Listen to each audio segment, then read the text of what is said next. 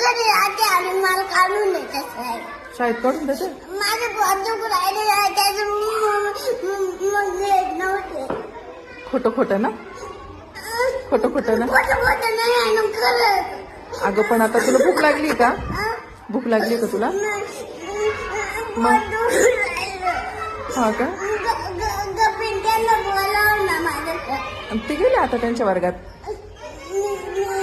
सगळे गेले होते कुठं? त्यांच्या वर्गात. मॅडम त्यांना बोलावलं होतं. हा ना, आपण आपल्या वर्गात जाऊ बसायला.